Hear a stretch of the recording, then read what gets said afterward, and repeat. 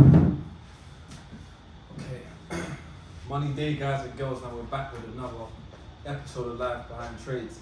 This time it's something different. It's in the streets of Colombia. Viviendo a la Colombia. And I'm here with my cousin, Alistair. Big up Mr. Walkworks. You guys will see him on the vlogs. That's probably out already by the time you watch this video, or maybe it's not out already yet. But just to give a quick insight to what you do, cuz. Personal trainer. This ain't just like, you know when people say, oh, my cousin. No, this is my flesh and blood, okay? So, explain, go on. Yeah, personal trainer. Wait, hold on, sorry. You know that video with that white guy, Jamaican guy? He's like, oh, you know the joke? And he's like, he starts saying, a boat that can fly. And then he's like, you get it? And they're like, yeah, man, we get it. They're like, explain it. Explain. Oh, yeah. Yeah. You don't get it. Yeah. Yeah, go on. Yeah, no, I'm a personal trainer. An author, and I own a CIC that supports people with multiple sclerosis and sickle cell. Okay. Talk up a bit louder just in case, yeah? So, the last part you said what? What was the last part? A CIC that supports people with multiple sclerosis and sickle cell. Okay, so what do you do in that realm there? So with that, we basically support people. We host events, supporting people's health, mentally, physically, showing them what they're eligible for, showing them what support that they can get and where they can find that support as well. Okay, that's sick, man. And what? So obviously you said you're an author. Tell us a bit more about you being an author. What's the book about? So the book that I was Vegan Power. Vegan Power is 32 different recipes. Just to give some people inspiration of what they can blend together, what goes well together, how to blend, how to store it, the methodology behind it all. You know, just an insight on how to improve your health through nutrition. Sick. And where can they buy it from? Amazon. Cool. So I'll put a link in the description so you guys can sort yourself out when it comes to some vegan power, man. I don't know if you dropped the name of the book. Obviously, Vegan Power, I'm not trying to push for anyone to become vegan in any shape or form. But Vegan Power is the name of the book only because it has empowered me to regain my mobility and my livelihood again. So don't read into it too deep and say, oh, I can only be vegan to consume this stuff. No, it's drinks. You don't drink meat. Yes. Okay. Can you just explain a bit more, because you didn't really touch upon, I know they'll see it in the vlog, but just for the viewers who are probably watching this, just very briefly, like what is your story? Why are you an advocate for MS? Obviously, when I got diagnosed with multiple sclerosis, about 6 months later, or so, 6 to 9 months later, I was out medication, and then I was in had a relapse, and then I was in a wheelchair. I had to learn how to walk again. How long was you in a wheelchair? 6 months. 6 months. Flipping hell, cuz. I mean, obviously I'm your cousin, I know, like, I don't know everything, do you get what I'm trying to say? I didn't know you was in a wheelchair for 6 months, bro. That's fucking tough. And what, like, the 6 months that you was in the wheelchair for, what was that like? You see life from a different perspective. The same way that we're here and we see, like, let's say poverty, and it makes you really, you know, embrace what you have back home and all the opportunities that you can, like, take advantage of. Here, or when I had no mobility, it was like, wow. It was a big thing. Even the smallest of things, like taking one step onto a curb. You can't do that in a wheelchair. So even outside as well. I was thinking about it on the way here. I was like, bro, if I was in a wheelchair, one wrong move and I'm rolling all the way down. I feel you. It's funny, I laugh now, but realistically, bro. One wrong move, those hills are steep. You saw the cab was in the automatic and he stalled it. He stalled the automatic. So if I was in a wheelchair, I'd be done for. So saying that, and it's really important to kind of spread awareness, I guess. You know, you're a survivor of MS, you're a big advocate for it, you're in the health and fitness sector, which is amazing. But speak a bit more about the mental side of things, because I don't think people always speak about that. And I feel like everyone kind of like overlooks the mental side, but there's more to it. Like even without a medical condition, if you tell your brain enough times you're not going to do something, you're not going to do it. And mentally as well, if you tell yourself that you're sad and you're depressed and all these things, it's going to weigh very heavy on you, and that's going to be the case. So I feel mind over matter. If you tell yourself certain things, you program yourself into thinking certain things and believing certain things, believing in yourself most importantly, then hopefully your body will follow. And that's true, because you've got instances with like footballers, Santi Cazorla for example, he played for Arsenal, and I think he snapped his Achilles or something, and they told him he'd never walk again.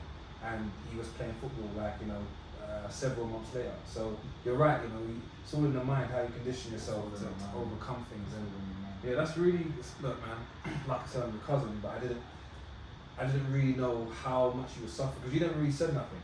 I don't feel like it's certain times it's not something that you always want to discuss, and because without you even realizing, people take that burden on. You leave that conversation and people are affected by what you say, and they're like, that's deep, that's dark, or whatever. And obviously, as my cousin and stuff, I don't really want to have that effect on people where they see the negative in my life or the hardship that I've had to go through. I want to be able to share this story once I came through the end of the tunnel. You know what I mean? Yeah, I get you. If I needed help though, I would ask. But if it's not that, then get up and get on with it, bro. So the times when you had no mobility in your legs, what was that like, bro? Like you could do this and you wouldn't feel it? Bro, no, I could feel it, but it was just limited, and like, for example, walking or running or even to stand up was a madness. Really? Like, furthermore, my brethren pushed me in a wheelchair to the doctor, and then the doctor told my brethren, alright, cool, go in. Then when my brethren left the corridor, the doctor looked at me with this like sinister look. He said, "We heard you can walk. Get up." I was like, what? I was like, yo. And then from there, like, I was like, nah, this is crazy. And then, like, so what happened? Did you get up? The shock hit me, and I was like, hold on a minute, whoa, my man trying to pattern me. I was like, no. I was like, listen, bring the wheelchair to like the wall so I can kind of support myself. I can stand up, but I still need aid. So he was just when I said that, he realized I weren't playing kind of thing, innit? That's when he kind of pulled it up against the window, the door begrudgingly, and I was like, bro, this guy evil, bro. He proper looked at me and was like, "You heard you could walk. Get up." It proper looked like one of them like horror films, and it switched, like his character switched completely. As soon as my brethren left the corridor, the door closed there, he was like, "Get up." Deep still. Shit, man. So cool. Skip past all of that because we're not here to talk about MS and stuff. Like I said, we've got other episodes and stuff that you can share your story a bit more. Really, we're talking about why we're here, Colombia, right? Well, not why we're here, but we're talking about us being here.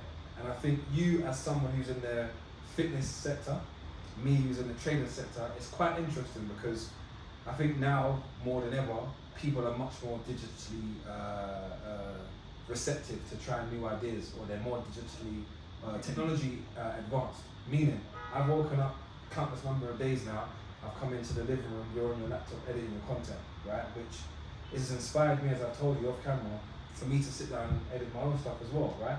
Which is the reason why I'm doing the video today, quite frankly, with you. And I think it's important for people that are working in your space to understand what it actually takes outside of you going to the gym and working out with someone and actually giving them a lesson or looking nice and to get it. Because cool, when you've got a nice body, it shows that you've got a certain level of discipline. That's what it just shows. So you have to respect a man that's got a good body, right? But the behind the scenes of it, that part there I think goes unappreciated. So I wanted to ask you, what's it like for you since we've been here? Obviously the time zone is completely different. But what's it like when you've been editing these videos? Like, are you finding it easy? You creating content whilst you're here? Like, what's going on? You know what, I feel like it's somewhat easier because I'm able to just focus on the content, like recording the content and just editing the content. So it's a bit more easier, and I don't have to really keep on going back and forth with my client. I don't have to keep on going back and forth to the gym and everything. So in that aspect, it is easier. But the only thing that I would say I'd have to adapt is kind of utilizing the space and also not having full access to a proper gym. Like this apartment has a gym, but it's very limited. So the weights only go up to 20 kg. What am I really doing that? But realistically, when people are away on holiday, you're not supposed to be training to gain, you're training to maintain. That's where a lot of people mess up. Like, you do not want to be aching by the poolside, on the roadside, or anything like that. You want to have your pump look nice, calm. Cool, I got you. That's quite interesting because in my head I'm thinking, cuz I told you, let's go to the gym. I'm thinking, I need to be benching 140. Let's go.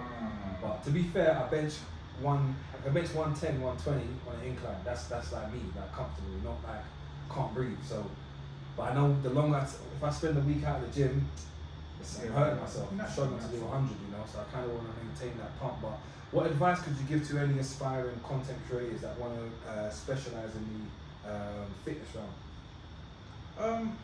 If you want to find your niche, find out what is trending at the moment. Creating relevant content is always the most important and recognized piece of content as well. And also try and lock into the trends and the actual things that people want to see. Okay. And what would you say is the hardest thing being in your industry as a fitness instructor / content creator? What's the hardest thing would you say you've come across? To have people believe in you. Okay. People to actually want to engage in your content. I feel like there's many different aspects of it. Also being consistent as well. Sometimes you feel tired, you feel drained naturally in any sort of workplace. You will feel tired eventually, and getting that balance right is always essential. I was speaking about this in one of my other videos that in a lot of content, people were saying, "Oh, you need to put yourself in uncomfortable situation in order to grow." However, that is very draining. So you have to have the balance. So you're in a situation that also where people are celebrating, respecting you, and like encouraging you to do certain things. So if you're in a situation where people are saying, Cabell this, Cabell that, and putting you down, it's only gonna last so long before it actually does put you down. It's true. You need to be around people that are gonna put you up in a winning circle too. So would you say being in a positive group? 100%. Positive groups are definitely important. Obviously, push yourself, yes. Put yourself in uncomfortable situations so that you can grow.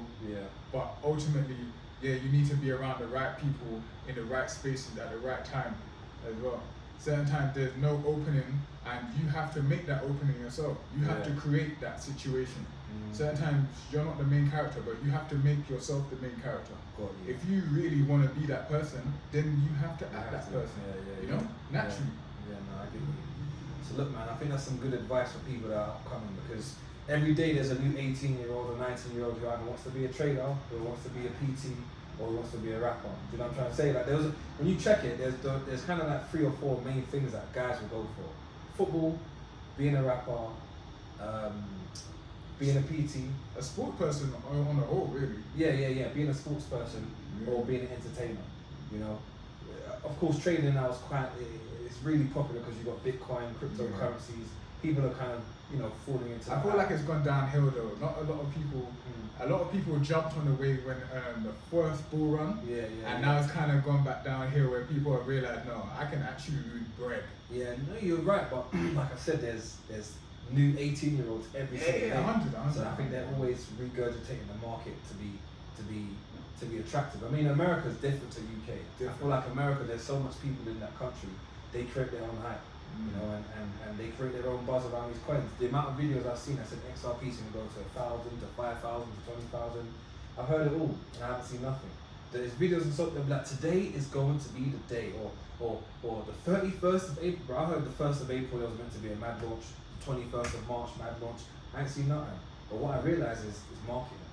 They'll be paid by companies, or they will do these type of videos because it will go viral. People will spread the videos around. That's how they're getting their content out there, which makes people subscribe to their stuff, follow their channels, pay for their services. So you start to realise everything is really a business. Do you know what I mean? You have to take things with a pinch of salt. But I wanted to just briefly share your story, where people can buy your book from. I'm not a vegan, but I do appreciate being around someone that eats clean because it inspires me to do the same. Because he's been whipping up some mad egg and flipping avocado sandwich for me in the morning. I'm grateful for that. I ain't ever made an egg and avocado sandwich in my life, but that was banging. So if you're watching this, make sure you like, subscribe, you know the vibes, but most importantly, click the link, have a look at the Vegan Power book, and look, man, sort out your health. Your health is wealth. Without your health, you've got no wealth. Peace.